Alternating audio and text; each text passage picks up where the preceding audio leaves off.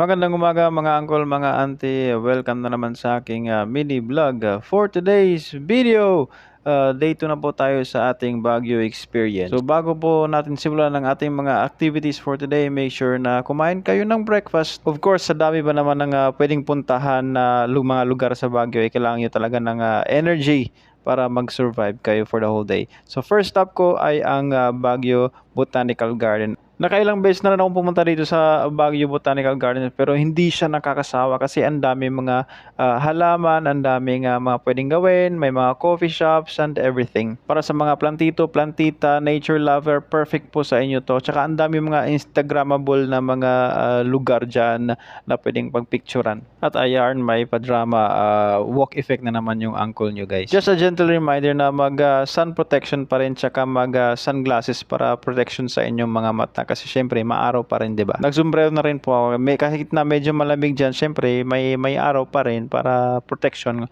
At ayan na nga po pala yung mga napakagandang halaman diyan sa Botanical Garden. Ang dami nilang mga klase-klaseng halaman na nandiyan. Ikutin nyo, sobrang mag-e-enjoy kayo. Yung mga mahilig sa mga halaman, mga bulaklak, perfect yan sa inyo. Pwede nyo dahilin ang buong pamilya, mga kids, pwede rin dyan. May mga picnic area, pwede mga maliit na mga kainan din, may mga coffee shop. Bali yung mga pupuntahan natin mga lugar ng day 2 experience ng aking Baguio trip ay mga pinaka the best na ma-recommend ko para sa inyo. Actually, hindi na mabilang sa daliri nyo yung mga tourist attraction dyan sa Baguio. Pero again, ito yung mga personal choice ko. Ito yung part na to na madalas natin makita sa mga pictures ng mga taong bumibisita sa Baguio. So, ito yung bamboo.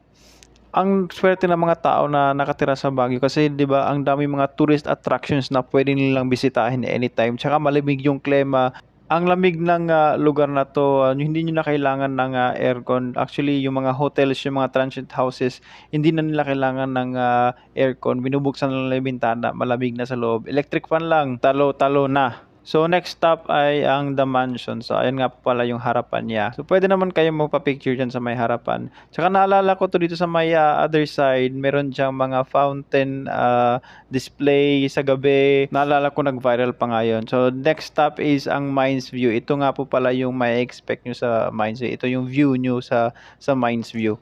Isa sa lugar na binibisita ng mga tao pag pumunta sila ng Baguio. So, next stop, Chocolate de Baterol. Ang ganda rin dito sa place na to, pwede kayong mag-lunch or mag-merienda or dinner. By the way, medyo pricey ng konti yung kainan na to compare sa ibang mga restaurant dyan sa Baguio. But, ang masasabi ko is, napaka worth it naman yung experience, napaka worth it naman yung lasa ng mga pagkain na siniserve nila. Dito sa part na to pala binidyoan ko si kuya. Of course nagpaalam tayo, okay naman sa kanya na mag-video ako habang naghahalo siya ng tsokolate. Grabe, kahit na medyo malayo-layo ko, amoy na amoy mo pa rin talaga yung tsokolate, yung sweetness, yung aroma niya. So ayan pala yung way ng paghahalo na ihalo-halo lang, i-shake, shake, shake, igiling-giling ng konti. At pagkatapos ay ibuhos na sa mug. Ganun lang kadali, di ba? Sisiw! Itong Chocolate de Baterol para is isa sa pinaka the best na restaurant sa Baguio. So, bisitahin nyo na siya pagka nakapunta kayo dito. Sobrang sikat din nila. Sa sobrang sikat nila, minsan mag-aantay talaga kayo. Tsaka limited lang yung parking space nila sa labas. But anyway, once na nakapasok na kayo at nakakain na kayo, worth it yung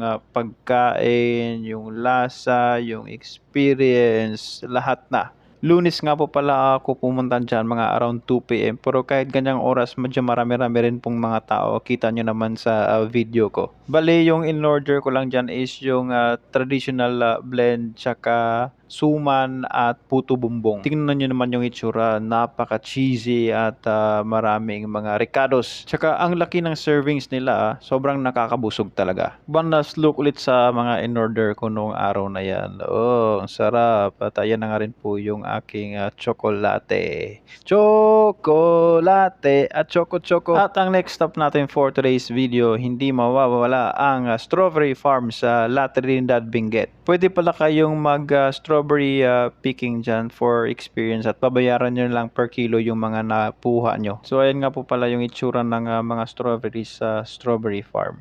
And after ng Strawberry Farm, diretso naman ako sa Cathedral. Sobrang saya ko kasi saktong-sakto umabot ako sa simula ng service. So guys, wag natin kalimutang magpasalamat sa Diyos sa mga blessings na natatanggap natin, sa good health, lahat-lahat na. So hanggang dito na lang po muna yung ating Day to Baguio experience. Salamat po sa mga nanood. Don't forget to like, and share my videos. Salamat po sa inyong lahat. God bless. Adios!